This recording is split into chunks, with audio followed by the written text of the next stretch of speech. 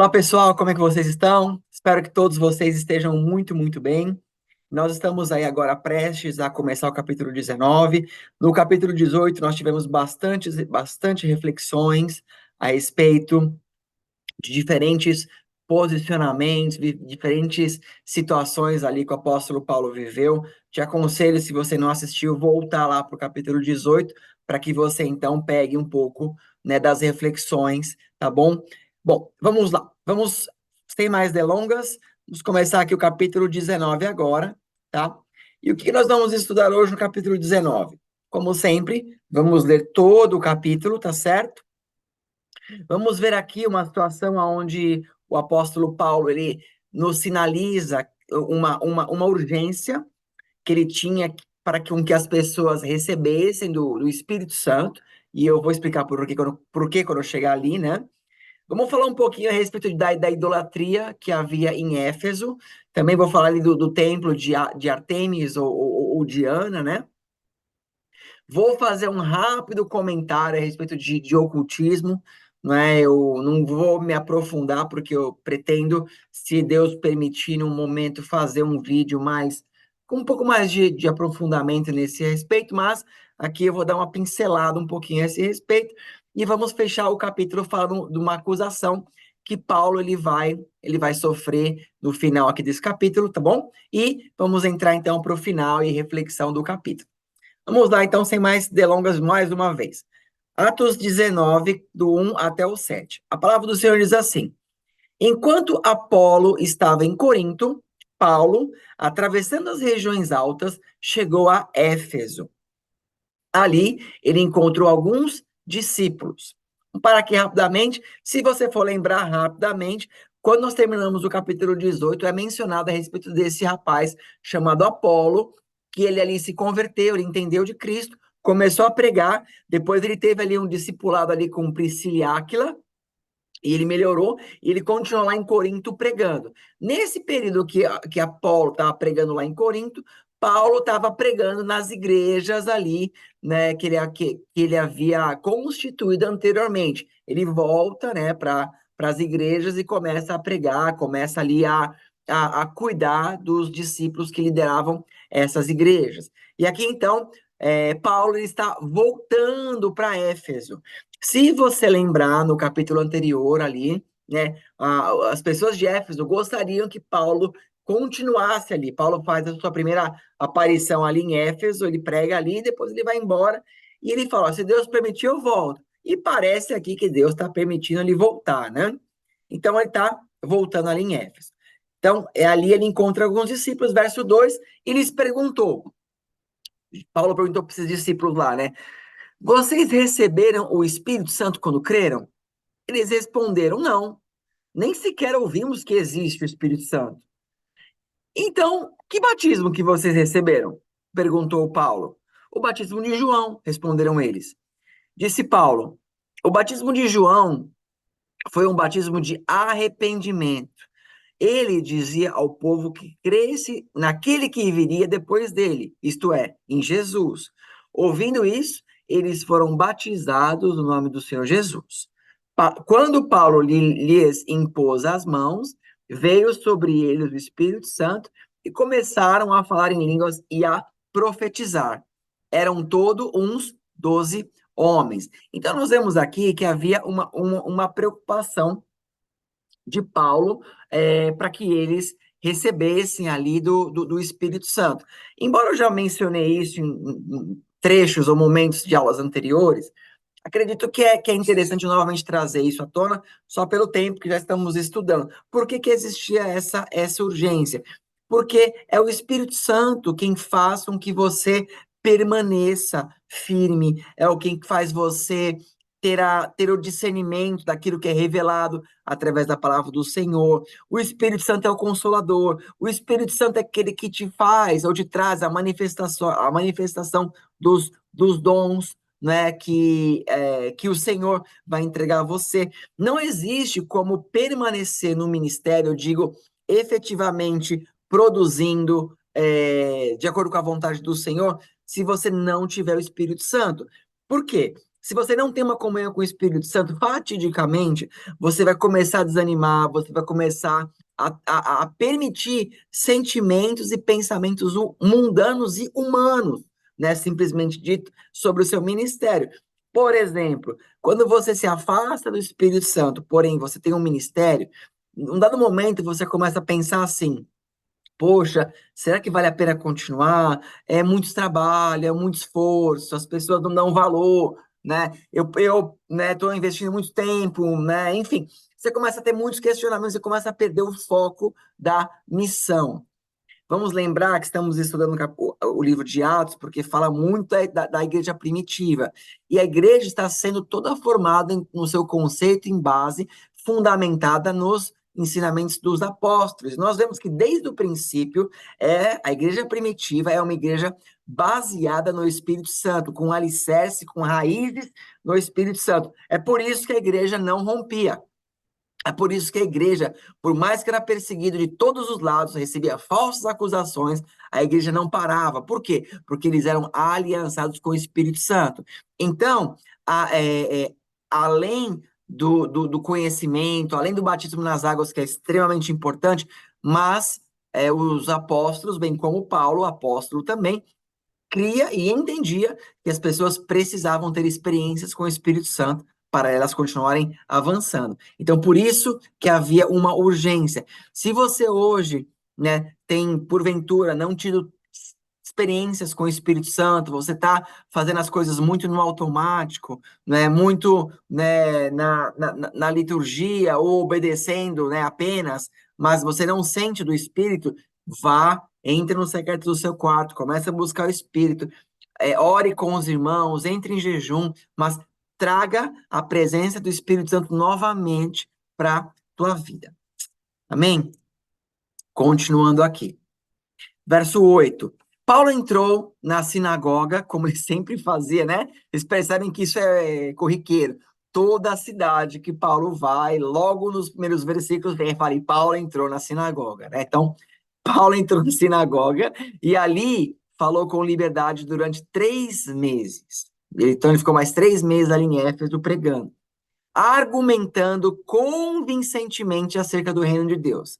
Mas alguns deles se emudeceram e se recusaram a crer, e começaram a falar mal do caminho diante da multidão. Lembra que o caminho era o nome dado, né, aos cristãos, ou à igreja primitiva, esse era o nome, né, que eles eram conhecidos, o caminho, né? Então, algumas pessoas que ouviam Paulo com o coração endurecido, né, começaram a falar mal da igreja, mal do caminho. Paulo então afastou-se deles. Tomando consigo os discípulos, passou a ensinar diariamente na escola de Tirano. Isso continuou por 2 anos, de forma que todos os judeus e os gregos que viviam na província da Ásia ouviram a palavra do Senhor. Depois uma nota aqui embaixo só a respeito da escola de Tirano, porque quando você lê o nome Tirano, automaticamente você talvez associa com aquela pessoa que é ruim, né? Aquela pessoa que ela quer as coisas do jeito dela, que ela mata quem não faz o que tem que ser feito, né? E às vezes algumas pessoas leem, caramba, Paulo foi ensinar na escola do capeta, né? Porque o cara era tirano, mas tirano era o nome de uma pessoa, né? Então, eu dei uma procurada para ver o que eu consegui encontrar da escola de Tirano e eu coloquei aqui uma nota, mas basicamente a Bíblia, ela não vai trazer um esclarecimento de quem era esse tirano, quem era essa pessoa, porque aqui é o único lugar que está falando a respeito dessa pessoa, tá bom? Agora, existem, obviamente, os comentaristas, né, que estudam também a palavra, que eles colocam as suas opiniões, né, baseado em situações. Então, eu posso dizer que o entendimento geral, ou pelo menos o entendimento mais comum, é que esse tirano, ele provavelmente ele era um professor grego, né, que ele talvez ali, obviamente, ensinava filosofia, ensinava retórica, de repente ele tinha alguma aproximação com o cristianismo, ou pelo menos ele tinha as portas abertas ali para novas religiões serem ensinadas, não sabe ao certo, mas era um lugar que ele era bem conhecido, né? E apenas também por comentário, a cidade de Éfeso era uma cidade portuária E era uma cidade muito importante. Então, assim, né, na Ásia Menor, ali na Ásia, né, era um lugar que todo mundo obrigatoriamente tinha que passar por ali para fazer os seus comércios. As pessoas daquela região que precisavam de bons médicos iam ali, precisavam de bons advogados, iam para Éfeso. Né? Precisavam de alimentos específicos ou queriam, né, sei lá, expandir, né, não esbanjar, perdão, expandir os seus negócios, eles iam para Éfeso. Então, Paulo, ele estava num lugar extremamente importante, né, numa cidade extremamente importante, numa escola provavelmente conhecida, pregando a palavra de Deus ali para as pessoas que passavam naquele lugar, né? Mas acho curioso, né? Ele ficou na sinagoga, provavelmente ali pregando para judeus durante 3 meses, mas devido a toda aquela acusação, né? Paulo então ele para, né? E ele começa a pregar numa escola de, né, que outras pessoas queriam ouvir o evangelho, né? Talvez aqui, quem sabe, caberia aquele verso que fala que não, para não jogarmos pérola aos porcos, né? Então Paulo foi dando ali continuidade até o momento que ele percebeu que as pessoas não queriam mais, né? Então ele se afasta, porque tinham muitas outras que precisavam, né? Bom, do 19 do 11 ao 12, diz assim: Deus fazia milagres extraordinários por meio de Paulo, de modo que até os lenços e aventais que Paulo usava eram levados e colocados sobre os enfermos. Estes eram curados de suas doenças e os espíritos malignos saíam deles, né? Só uma nota, depois eu vou entrar melhor nesse momento aqui, mas o apóstolo Pedro, nós já lemos isso no capítulo de Atos alguns atrás, que a sombra de Pedro, ela curava pessoas, né? E aqui nós estamos vendo que o apóstolo Paulo, os seus lençóis, as suas roupas, né? Ela tinha uma unção. E aqui eu quero rapidamente entrar num ponto bem rápido, né? Porque aqui, né, a Bíblia está relatando, poxa, é possível um artefato, uma roupa, alguma coisa, carregar algum tipo de unção, alguma coisa? Bom, pela Bíblia, estamos vendo que ele é que sim, que ele é possível. A grande questão, pessoal, é que hoje existe muito charlatanismo a respeito disso. Existem pessoas que às vezes se chamam de apóstolos ou se chamam de qualquer título religioso de alto nível, né? Às vezes tem uma boa retórica, tem até um bom apelo, e elas começam então a vender coisas, né? Por exemplo, né, vender o terno que usou, vender a gravata, vender objetos ungidos, né? Dizendo que essas coisas elas vão proteger a sua casa, que elas vão fazer isso, que vão fazer aquilo. E eles usam, às vezes, esse texto falando aqui a respeito do apóstolo Paulo. Queridos, é, é, é muito simples. Se nós compararmos a santidade, o comprometimento, né, o relacionamento que o apóstolo Paulo tinha com Deus, e ele não fazia nada se não fosse da vontade de Deus, versus essas pessoas, às vezes, que estão vendendo a porcaria ungida para outras pessoas, né? Então, você começa a perceber que essas pessoas que vendem certas coisas, elas estão muito longe daquilo que Paulo ele tinha, ou até mesmo Pedro, né, que a própria sombra dele curava, né, e salvava, libertava pessoas, por assim dizer, né? Então, pastor, é possível? Sim, é possível, desde que você tenha o mesmo caminhar, comprometimento e que tenha um propósito de Deus na sua vida para fazer isso, né? Disse o mesmo andar, comprometimento igual Paulo tinha, né? Mas, com certeza, não era da vontade de Paulo, né? Não, vou fazer isso para arrecadar dinheiro, né? Muito pelo contrário, né? De repente, era algo que Deus mostrava ali que aquele que caminha com o Senhor é diferenciado. Agora, deixa eu dizer uma coisa para vocês, só para não ficar místico isso. Cada um de nós, nos dias de hoje, nós podemos manifestar através das nossas vidas o poder de Deus. Como? Através da sua oração, através do seu jejum, amém? Através da sua boca. Se eu e você mantivermos uma vida em santidade, eu creio que a oração que sai da sua boca, querido, é capaz de curar, é capaz de libertar pessoas de demônios, é capaz de fazer a mesma coisa que o apóstolo Paulo, o apóstolo Pedro e qualquer outro apóstolo faziam antes. Por quê? Porque a unção não está na pessoa em si, a unção vem do Senhor. E como a unção é derramada com aliança, com intimidade, com caminhar junto. Então não adianta uma pessoa apenas ter um curso de teologia ou apenas ter estudado a Bíblia, mas não ter santidade em caminhar com Cristo. Então, as coisas têm que estar juntas, mas a sua oração, você tem poder através de Cristo Jesus. Amém, pessoal? Então, continuando, Atos 19, do 13 ao 20. Alguns judeus que andavam expulsando espíritos malignos tentaram invocar o nome do Senhor Jesus sobre os endemoniados, dizendo: em nome de Jesus, a quem Paulo prega, eu lhes ordeno que saiam. Os que estavam fazendo isso eram os 7 filhos de Seva, um dos chefes dos sacerdotes dos judeus. Um dia, um espírito maligno lhes respondeu: Jesus eu conheço, Paulo eu sei quem é, mas vocês, quem são? Então o endemoniado saltou sobre eles e os dominou, espancando-os com tamanha violência que eles fugiram da casa nus e feridos.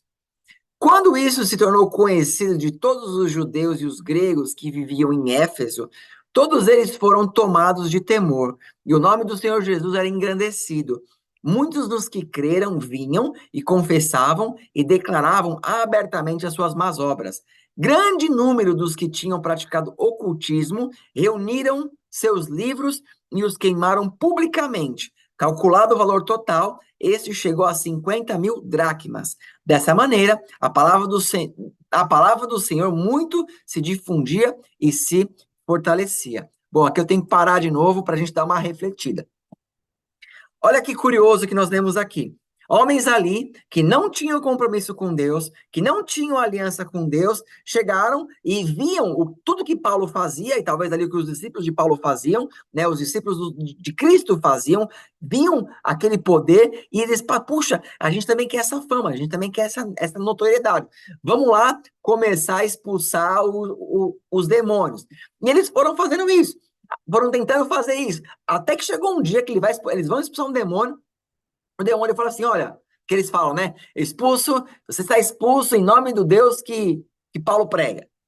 Aí o demônio fala, peraí, ó, eu conheço Paulo, conheço Jesus, mas vocês, quem que vocês são? E fala que eles tomaram uma surra tão grande de ficar pelado, gente, é o que está na Bíblia, né? Eles ficaram nus e foi um escândalo, né? Então, o que isso mostra para mim e para você? Querido, isso mostra que com o mundo espiritual você não pode brincar. Nós não podemos brincar. Gente, o mundo espiritual, ele é tão real quanto o mundo que você está vendo aqui agora. A diferença é que o mundo espiritual está numa frequência, né, que você não enxerga. Algumas pessoas têm esse dom que Deus liberta ou libera para ver em alguns momentos, em específica situação, né? Mas o mundo espiritual, ele é real, né? Até é tão real que na própria oração que Jesus Cristo faz ao Senhor, conhecida, né, tradicionalmente como oração do Pai Nosso, o Senhor Jesus fala: venha o teu reino, né? Venha o teu reino, quer dizer, ele está pedindo que o Senhor, o teu reino, que está no mundo espiritual, que está num lugar, né, que não é o nosso físico, que ele venha e invada onde nós estamos, né? Então, nós vemos que existe essa questão. Então, o mundo espiritual, ele é muito sério. Então, por que eu digo isso? Porque, às vezes, algumas pessoas, elas querem fazer coisas que elas não estão prontas espiritualmente para fazer, né? Eu preguei, por exemplo, no último capítulo de Atos 18, eu comentei em uma das reflexões, quando eu estava falando a respeito de Apolo, qual era o momento que você poderia começar a pregar, poderia começar a falar de Jesus e tal. E lá eu disse que a partir do momento que você aceitou Jesus, você já pode, né, começar a falar dele, você já pode começar a fazer a diferença, né? Começar a falar e tal. Porém, eu não disse ali que todo mundo está preparado para entrar no mundo espiritual e entrar em guerras. Então, por exemplo, existe unções espirituais, existem níveis espirituais diferentes. Mas não me entenda mal. Não entenda que Deus faz acepção de pessoas, mas existem pessoas mais preparadas espiritualmente do que outras naquele momento. Por exemplo, agora que nós lemos, Paulo, ele estava muito mais preparado para batalhar espiritualmente, dar ordens a demônios, do que estes homens, que estavam ali e nem conheciam a Jesus. Compreendem? Então, existe uma hierarquia espiritual, sim. Então, às vezes, nós estamos empolgados em pregar o evangelho, e aí você quer fazer coisas que não é para você fazer. Por exemplo, às vezes eu quero fazer um casamento. Pô, mas você não tem a unção para fazer um casamento, por exemplo, de repente. Ah, eu quero fazer uma campanha espiritual, quero batalhar contra Satanás, eu quero enfrentar os satanistas da minha cidade, porque Deus é comigo e tal. Só que às vezes você ainda precisa de uma caminhada maior, você precisa aprender mais coisas espirituais, entender como o mundo espiritual funciona, né? Eu vou dar só um exemplo, porque eu não quero ficar muito tempo, né, nesse assunto, né? Mas eu só quero dar um exemplo. Certa vez eu estava num retiro espiritual e houve um momento que uma pessoa, ela ficou endemoniada, né? O demônio tomou posse dessa pessoa e os líderes que estavam ali, eles não conseguiam expulsar este demônio. Por quê? Porque a pessoa estava em pecado? Não. Estava todo mundo em santidade, todo mundo em jejum, todo mundo estava preparado. Porém, aquele demônio ali, ele tinha uma hierarquia alta. E ele só ia estar submisso à maior hierarquia que estivesse naquele lugar, que no caso era o meu pastor, ou a minha pastora daquela época, né? Então, quando eles foram ali, o demônio se submeteu a eles por conta da patente, né? Poxa, pastor, então, se um demônio ele se manifestar, eu não tenho autoridade para expulsar, você tem. Se você for a maior patente ali, você vai expulsar. Por quê? Porque a palavra do Senhor garante que, ao nome de Jesus, você não seria envergonhado, tá certo? O que eu quero dizer é que, se você não vai deliberadamente lutar contra Satanás em alguns momentos, se você não está preparado para isso. Por exemplo, você não vai subir na igreja para pregar o evangelho se você não está preparado para fazer isso. Se você não tem toda uma base para fazer isso. Eu não estou dizendo, de novo, que só, né, mente um pastor, um teólogo pode pregar evangelho. Eu estou dizendo que quando você vai subir em um altar para explicar ou ensinar algumas coisas, você precisa estar preparado, tanto para falar quanto para receber críticas, quanto para responder as perguntas, quanto para alguém pedir para você resolver uma situação complexa. Compreende? Então, existe níveis espirituais que você precisa entender. Então, às vezes as pessoas estão querendo assumir posições de bispos, pastores, líderes aqui, líderes disso, só que ela não conhece ainda nem o básico. Ela não conhece nem o mínimo. Ela quer porque ela acha bonito. Mas, queridos, o ministério ele é bem complexo, então não se coloque numa posição que ainda não chegou para você. De novo, você é livre para pregar o evangelho.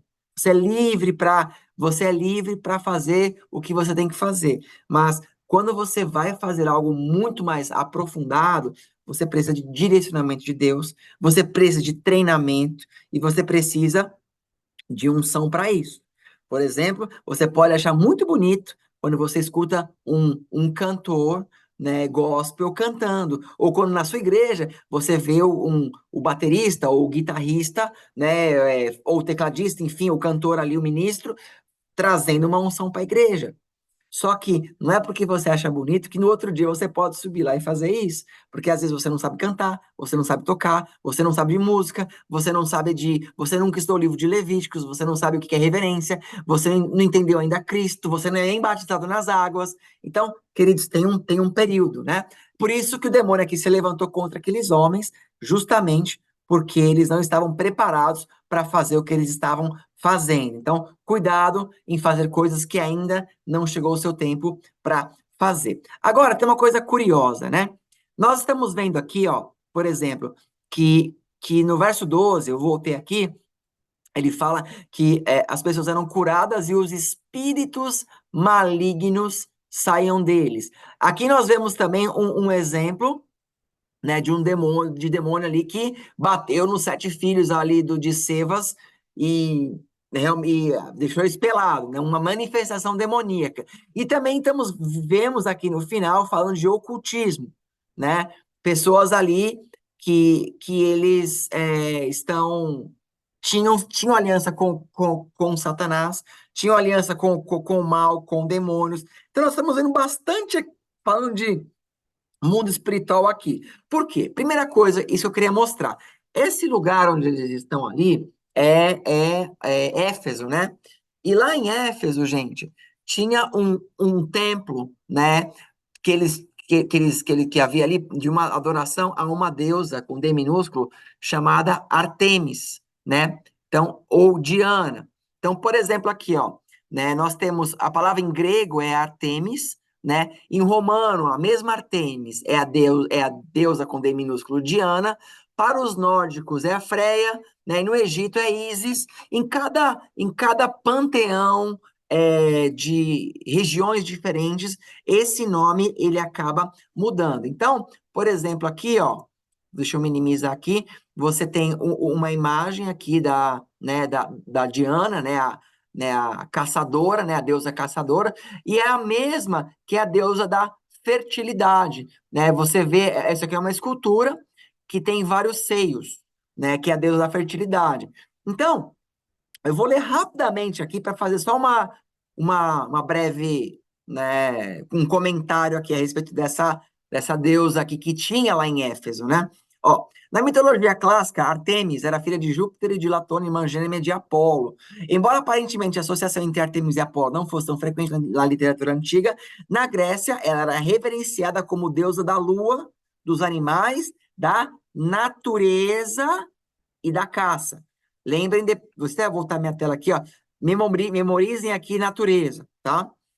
Ela era considerada a divindade protetora dos caçadores. Já na Ásia Menor, os romanos conheciam como Diana, principalmente como deus da fertilidade e da maternidade. Acreditava-se que as mulheres a invocavam no parto. Ártemis também era lembrada como uma deusa virgem. Segundo a mitologia, parece que o horror das dores de parto de sua mãe a tornou contrária ao casamento. Então, ela começou a ser devassa, né? Suas imagens refletem algumas diferenças regionais e culturais dos centros onde era culturada. Entre os gregos, Artemis era retratada como um tipo de caçadora, portando arco e flecha e acompanhada por animais a seu serviço, geralmente cães ou servos. Entre os romanos, as imagens de Diana priorizam sua influência sobre a fertilidade, né? Então, de novo, aqui a imagem dela como deusa da fertilidade e aqui como deusa caçadora. Agora, aqui lembra tanto da fertilidade quanto, né, da deusa da lua, mas aqui eu chamei a atenção de vocês que era a deusa da natureza, né? Eu preciso dar uma pausa nisso. Muitos hoje, né, também relacionam, né, a deusa da natureza como Gaia, né? A Gaia é a tal da mãe natureza, a mãe natureza, né? E se você parar para pensar hoje um pouquinho, existe um esforço muito grande, né, de todo tipo de política ou né, de mídias, de pessoas, dizendo que nós temos que cuidar da mãe natureza, cuidar da natureza, temos que parar de poluir, parar de queimar árvores, né? Temos que, né? Enfim, existem várias leis, várias coisas a respeito da questão da natureza. Então, obviamente, é lógico que os homens precisam cuidar da criação de Deus. Só que nós estamos vendo algumas inversões de valores, como se a natureza fosse muito mais importante do que os próprios seres humanos, né? Os seres humanos, nós somos filhos do Criador, né? A natureza é uma criação, mas nós somos filhos. Eu não estou dizendo que nós não temos que cuidar da natureza, mas eu percebo que existe um esforço muito grande para que a natureza seja preservada e não existe nenhum esforço para que a humanidade melhore. Então, nós vemos, por exemplo, nós vemos leis que você não pode, você não deveria, por exemplo, comer carne de boi, por exemplo, porque se você ficar fazendo isso, você está incentivando é, é, a criação do gado e o gado, ele dizem, né?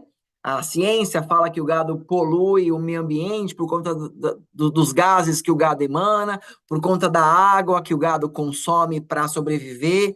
Enfim, então é mais fácil não ter mais gado e vamos começar agora então comer comida mega ultra processada, né? Você comer coisas totalmente à base de vegetais, à base de plantas e não comer mais carne. Ou, se for comer carne, carne impressa, né? Carne feita por laboratório, né?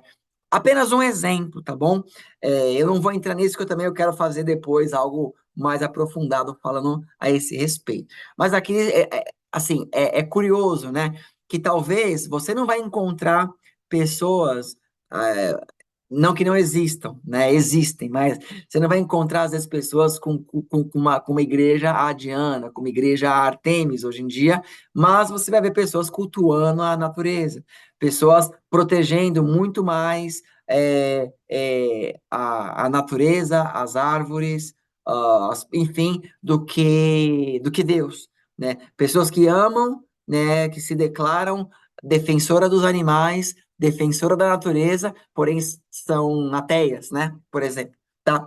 Então aqui é uma inversão de valores, tudo bem, pessoal? Uma coisa complicada. E lá, então, havia um grande paganismo, né? Para essa Artemis.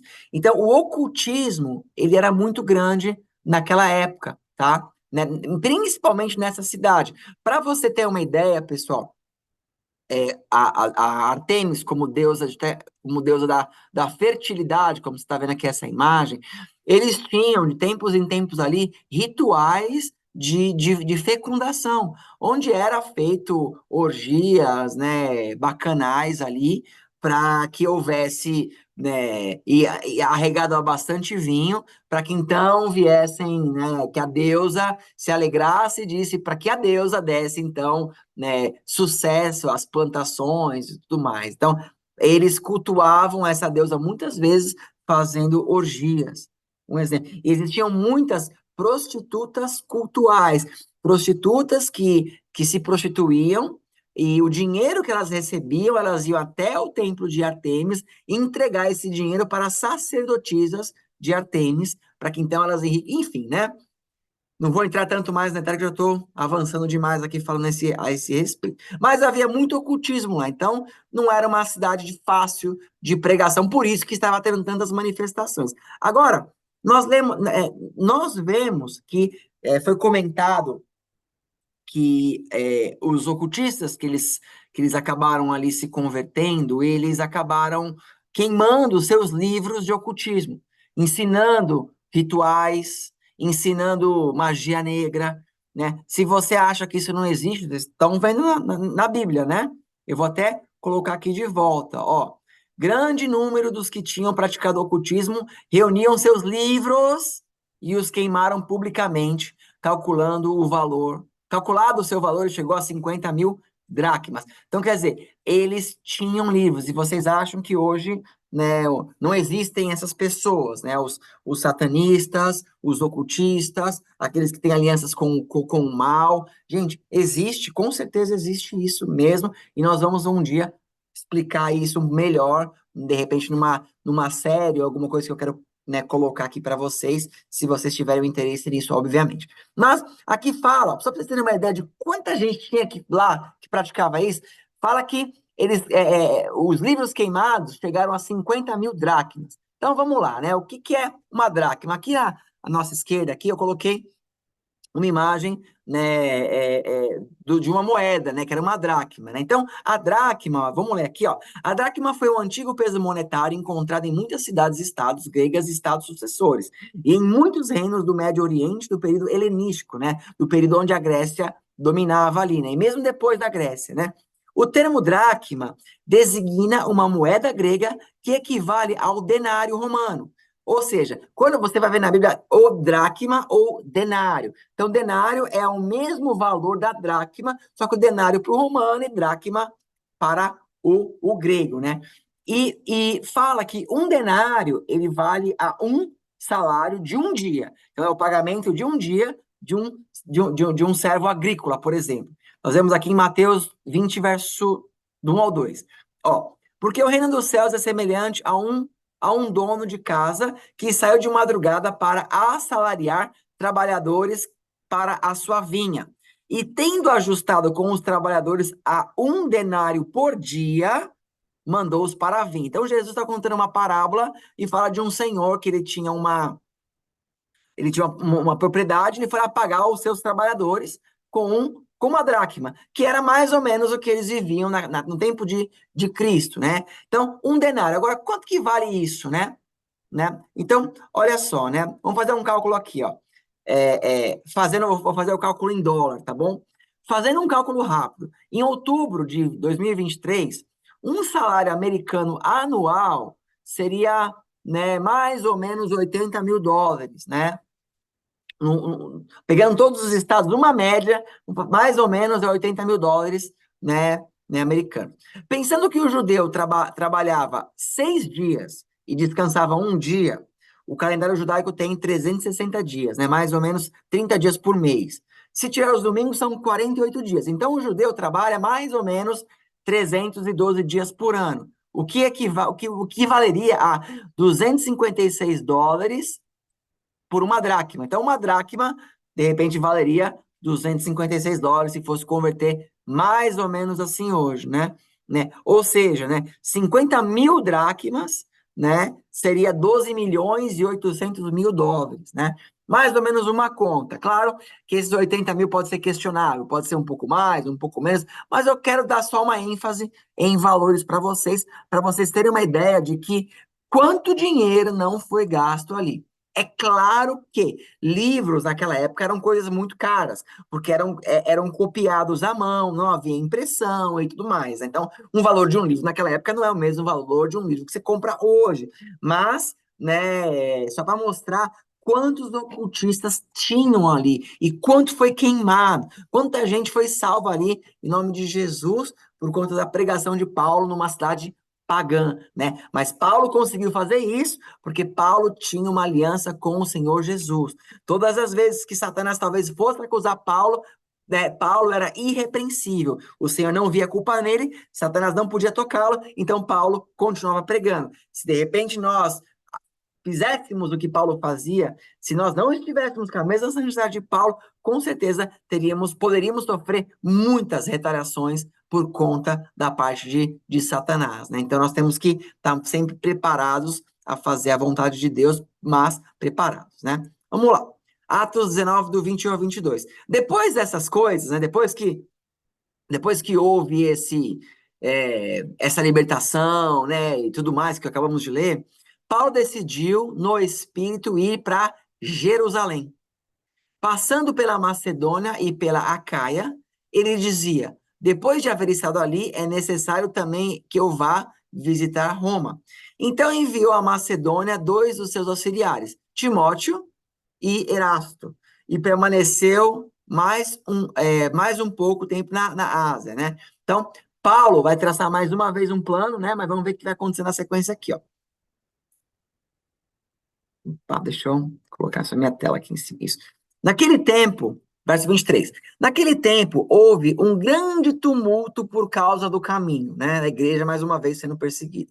Um ourives, chamado Demétrio, e que é um ourives? É um homem que trabalha com ouro, né? Que ele vende ouro, faz escultura de ouro, faz artefatos de ouro, né? Então, um ourives chamado Demétrio, que fazia miniaturas de prata do templo de Ártemis e que dava muito lucro aos artífices, reuniu-se juntamente com os trabalhadores dessa profissão e disse: Senhores, vocês sabem que temos uma boa fonte de lucro nessa atividade e estão vendo e ouvindo como este indivíduo Paulo está convencendo e desviando grande número de pessoas aqui em Éfeso e em quase toda a província da Ásia. Diz ele que deuses feitos por mãos humanas não são deuses, não somente ao perigo de nossa profissão perder a sua reputação, mas também de o templo da grande deusa Artemis cair em descrédito e de a própria deusa adorada em toda a província da Ásia e em todo o mundo ser destituída da sua majestade divina. Ao ouvirem isso, eles ficaram furiosos e começaram a gritar: Grande é Artemis dos Efésios. Então, nós estamos vendo aqui, Paulo começou a converter tanta gente que essas pessoas que viviam fazendo escultura, fazendo imagenzinha, lembrancinha, né, elas, puxa, se Paulo continuar aqui, gente, vamos perder o nosso lucro, né? Vamos perder a nossa profissão, porque ninguém mais vai querer fazer nada, né? Olha quão grande foi o que Paulo estava fazendo. Mas nós também vemos como o inimigo é sujo, né? O inimigo queria continuar recebendo a adoração dos efésios através de Artemis. Só uma barra. Todas as vezes que nós adoramos alguém que não é Cristo, que não é o Senhor, que não é o Espírito, amém? Nós passamos a adorar deuses pagãos, o paganismo. Então percebe, né? Satanás, ele tá por trás de toda essa máscara de deuses com D minúsculos que são adorados, né? Então, quando as pessoas adoravam, por exemplo, Artemis ali, estão adorando a Satanás de outro lado, né? São apenas nomes diferentes, situações diferentes, mas adorando ao mesmo ser, por assim dizer, né? E então começa esse burburinho aí, não? Temos que dar um jeito, não podemos perder nosso negócio. A preocupação deles, para vocês verem como eles eram religiosos errados, né? Mas religiosos fajutos. A primeira preocupação era o dinheiro e não a adoração do Deus deles, né? E depois, não, a grande Artemis, né? É bem engraçado. Mas vamos lá, vamos continuar lendo aqui, o que vai acontecer. Em pouco tempo, toda a cidade estava um tumulto. O povo foi às pressas para o teatro, arrastando, hein? Os companheiros de viagem de Paulo, os macedônios Gaio e Aristarco. Paulo queria apresentar-se à multidão, mas os discípulos não o permitiram. Alguns amigos de Paulo, dentre as autoridades da província, chegaram a mandar-lhe um recado pedindo-lhe que não se arriscasse de ir no teatro. Então, esses homens começaram a fazer ali um reboliço e arrastaram ali, né, os companheiros de Paulo, Gaio e Aristarco, né, porque eles queriam, né, um bode expiatório, queriam acabar, queriam... E aí Paulo queria ir lá, né, mas os discípulos, não, Paulo, se você for lá, você pode perder sua vida, eles podem te matar, não vai não, né? E só um comentário aqui, uma imagem, né, desse teatro aí, que está descrito na Bíblia, né? As ruínas dele ainda existem até hoje, né? Pela estimativa, esse teatro caberiam cerca de 25 mil pessoas. No nosso texto, não fala quantas pessoas estavam ali, mas fala que a cidade toda ficou um burburinho. Então, de repente, isso aqui devia estar lotado, uma pressão ali, né, sobre esses discípulos, né, de Paulo aqui. E aí continua no verso 32, né? A assembleia estava em confusão. Uns gritavam uma coisa, outros gritavam outra coisa. A maior parte do povo nem sabia porque estava lá, né? Eu acho engraçado esse comentário que o que Lucas escreve aqui, né? Ele está sendo sincero, está dizendo, pessoal, tava uma bagunça ali. Um falava uma coisa, outro falava outra, ninguém se entendia, ninguém mais sabia o que estava acontecendo. Tinha gente que estava ali só porque tinha uma muvuca, né? Viu uma filha e entrou, né? Mais ou menos é o que ele está dizendo aqui, né? Então, continuando aqui. Alguns da multidão julgaram que Alexandre era a causa do tumulto. Quando os judeus o empurraram para a frente, ele fez sinal pedindo silêncio, com a intenção de fazer sua defesa diante do povo. Mas quando ficaram sabendo que ele era judeu, todos gritaram a uma só voz, cerca de 2 horas. Grande é Artemis dos Efésios, né? Então, na verdade, esse Alexandre aqui, ele fala que ele, foi um cristão primitivo, onde foi um dos dois professores heréticos de Éfeso, o outro foi Himeneu de Éfeso. Estes eram contra Paulo e Timóteo em questões cristãs e se tornaram blasfemadores, né? Isso que eu encontrei a respeito de Alexandre, né? Mas eu acho curioso, quando ele foi fazer a defesa, eles souberam que ele era judeu, ele não era, então aqui, né? Aí eles começaram a gritar, né?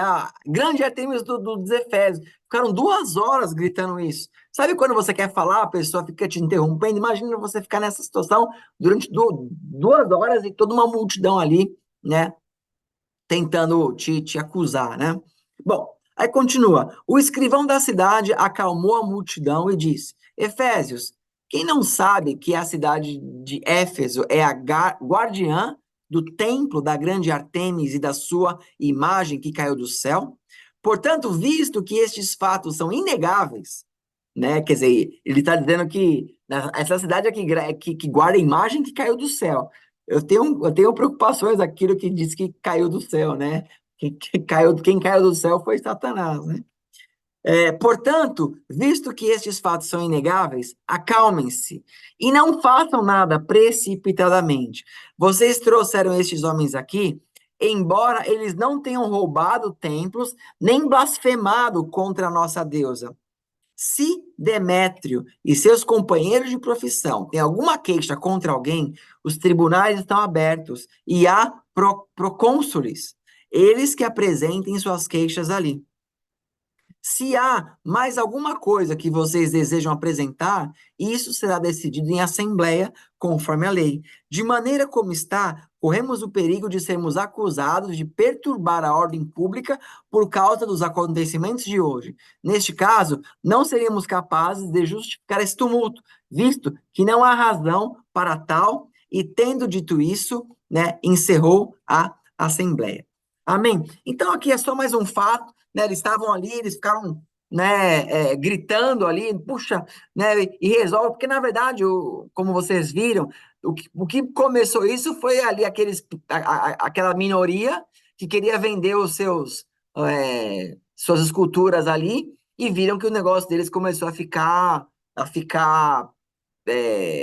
em risco, então eles queriam alguém para acusar, queriam Paulo, mas Paulo não estava ali, aí eles pegaram os discípulos de Paulo ali e começaram então a querer acusar esses homens ali, até então quando, né, o escrivão, né, um cara importante, ele falou, pessoal, vocês estão fazendo um mau barulho aqui, mas, meu, vocês precisam, a gente tem que fazer isso de forma legal, né? Aí então terminou ali essa situação, né, e encerrou a assembleia. Então a gente chega aqui agora, pessoal, no final desse capítulo aqui, né? Então, se você acompanhou aqui comigo, né, até agora, eu já te agradeço. Contudo, nós vimos algumas coisas aqui que são importantes, né? Nós vemos a importância de você ter o Espírito Santo com você, né? O Espírito Santo dentro de você, uma comunhão com o Espírito Santo, você não desiste, você não para, você segue a vontade de Deus, você ouve, você interpreta o que Jesus está te dizendo, você não desiste, enfim, né? O Espírito Santo te fortalece. Era sempre uma necessidade, né, tanto de Paulo quanto dos apóstolos, para que houvesse o Espírito Santo nas pessoas. E existe também, eu espero que você que está me assistindo, você busque o Espírito Santo, tenha uma comunhão com ele e avance, amém, na sua intimidade com o Espírito Santo, para que o próprio Espírito te capacite, né, e te leve a lugares mais altos. Capacite como foi capacitado aqui, né, Paulo, por exemplo, né, nós vemos que Paulo ele acaba fazendo coisas, amém? Seguindo a. Perdão aqui, pessoal. Pronto, tive que descer aqui, tava caindo o negócio, perdão, mas. Então, nós estamos vendo aqui, né, que Paulo ele acaba expulsando demônios, ele tinha uma unção tão grande, porque além do chamado, ele buscava a Deus, tinha intimidade e tinha autorização do Espírito para fazer isso. Então ele estava coberto, né? Por isso que é importante você e eu temos a nossa intimidade com o Espírito Santo, buscarmos ao Espírito Santo para que o Espírito nos capacite a fazer o que nós queremos fazer. Às vezes você quer muito fazer alguma coisa, você está tentando fazer, mas você está batendo cabeça. e aí você fica se cobrando, por que que tá difícil? O inimigo está se levantando, eu não tô pronto, não tô preparado. Às vezes a questão é que Deus quer mesmo que você faça isso. Só que antes disso, você tem que estar preparado para isso. Você tem que estar na posição correta para fazer isso, né? E nós estudamos um pouquinho brevemente aqui, falei, né, de Diana, do ocultismo, falei, abri um pouquinho os seus olhos, né, para você ver que até hoje algumas pessoas ainda cultuam Diana e Artemis, mas com outro nome, de repente com o nome de Mãe Natureza, né, de repente com o nome de Gaia, né, o Deus da fertilidade, né, enfim, explico isso para vocês num futuro aí. E no final, né, nós vemos ali que Satanás, ele não quer perder o que ele tem, e o que ele puder fazer para destruir os filhos de Deus, ele vai fazer. Ali, naquela cidade, Satanás tinha Artemis, tinha uma adoração, tinha pessoas que vendiam ali os santinhos, os negocinhos ali, né, as lembrancinhas ali, né, que representava ele como idolatria. E quando Paulo começou a pregar, ele não queria perder isso, né? Não, não, Paulo, não, e ele incita aqueles que tinham uma aliança com Satanás, né, para paralisar Paulo e tentar fazer os para. Afinal, como nós vimos, havia muito ocultismo nessa cidade. Mas, contudo, o Senhor continua avançando. Amém, pessoal? Bom, então, essa é a aula de hoje. Eu vou fazer uma oração para a gente encerrar, vou dar as últimas considerações. Amém? Espero que tenha sido uma boa aula para você, tenha aberto ao seu entendimento algumas coisas. Se você puder, feche seus olhos, curva sua cabeça. Amém? Senhor Deus e Pai, no nome de Jesus Cristo, eu te agradeço, te louvo por mais essa aula, por mais esse momento. Creio, Pai, que o Senhor é conosco, o Senhor que tem falado aos nossos corações. Peço que o Senhor nos abençoe e nos permita não sermos enganados pelo oculto, mas que possamos avançar no Senhor e estar sempre fiéis à sua palavra, Senhor. Derrama a sua graça sobre cada um de nós, em nome de Jesus Cristo. Amém, pessoal? Deus abençoe cada um de vocês. Curta o vídeo, compartilhe, deixe o seu comentário. Vamos em diante. Vejo vocês no capítulo 20 de Atos. Estamos avançando. Amém? Amo vocês. Fiquem com Deus.